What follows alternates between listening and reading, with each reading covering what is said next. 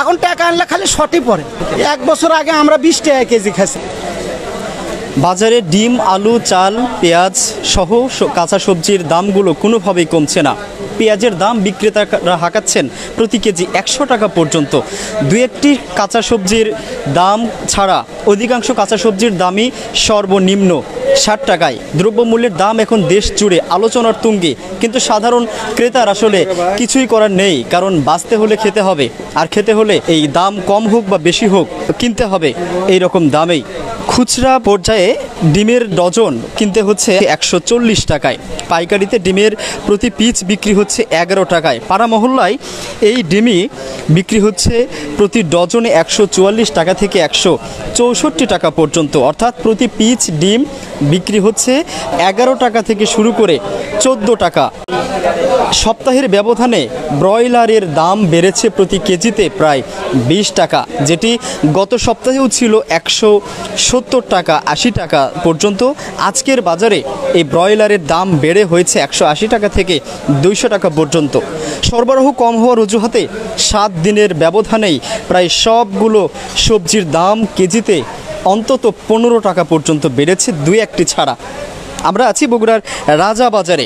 খুচরায় যতদূর আমরা দাম জেনে নিয়েছি, যদি বলি পেঁপের কেজি গড়ে বিক্রি হচ্ছে 55 টাকায়, পটল বিক্রি হচ্ছে 20 টাকা থেকে শুরু করে 35 টাকা পর্যন্ত দরে, ঢেঁড়স বিক্রি হচ্ছে 30 টাকায়, ঝিঙ্গা বিক্রি হচ্ছে 40 টাকায়, চাল কুমড়া 40 টাকা, কচুর লতি 60 টাকা, বেগুন 80 টাকা, টমেটো 160 টাকা, বই কচু 70 টাকা থেকে শুরু করে বিক্রি হচ্ছে 100 টাকা, কাঁকরোল এবং করলা বিক্রি হচ্ছে গড়ে 80 টাকা।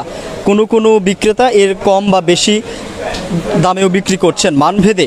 80 টাকার আশেপাশেই কিন্তু সবগুলো কাঁচা সবজিই বিক্রি হচ্ছে।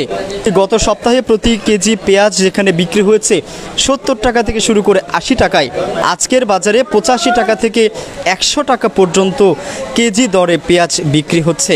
আদার কেজি 260 টাকা থেকে শুরু করে 280 টাকা দরে এবং রসুন 240 টাকা থেকে 280 টাকায় বিক্রি হচ্ছে। আলুর বাজারও একই রকম অবস্থা। আলুর কেজি পাকড়ির কথা যদি বলি 70 টাকা এবং কার্ডিনাল 60 টাকা দরে বিক্রি হচ্ছে।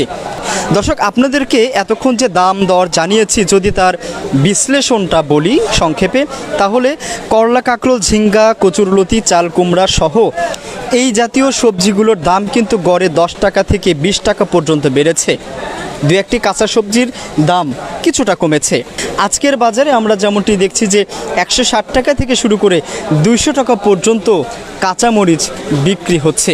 এছাড়া চালের কথা যদি বলি, 65 টাকা থেকে শুরু করে 67 টাকা পর্যন্ত কাটারি চাল বিক্রি হচ্ছে। এছাড়া মিনিকেট চাল 63 টাকা থেকে 64 টাকা পর্যন্ত, আটাশ চাল 56 থেকে 58 টাকা দরে এবং আতপ চাল 80 টাকা থেকে 120 টাকা দরে বিক্রি হয়েছে। আপনারা জানেন যে এখন বৃষ্টি হচ্ছে, এই বৃষ্টি যদি চলমান থাকে ব্যবসায়ীরা কিন্তু বলছেন যে দাম আরও বাড়তে পারে। দ্রব্যমূল্য আর কি কিছু কিছু জিনিসের দাম একেবারেই বেশি, আবার কিছু কিছু ঠিক আছে। বেশিটা আসলে এই বেশিটা আপনার সমস্যা। আবার সমস্যা কি, আমাদের যা আয় বুঝছেন সেই হিসেবে আমরা বাজার করে খেতে পারছি না। এমন এমন জিনিস আছে, যেরকম হঠাৎ মাছের দাম বেশি, হঠাৎ মনে করেন কাঁচামরিচের দাম বেশি, তরি তরকারির দাম অনেক সময় বেশি যাচ্ছে। আবার কিছু জিনিসের দাম ঠিক আছে। আমাদের বগুড়াতে আলুর দাম সস্তা ছিল, এই আলু আমাদের অনেক এবার দামি আমাদের খেতে হচ্ছে ভাই।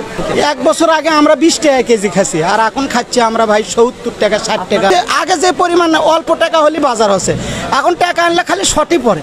দাম বৃদ্ধির কারণে যারা ক্রেতা বিশেষ করে তারা কিন্তু হিমশিম খাচ্ছেন।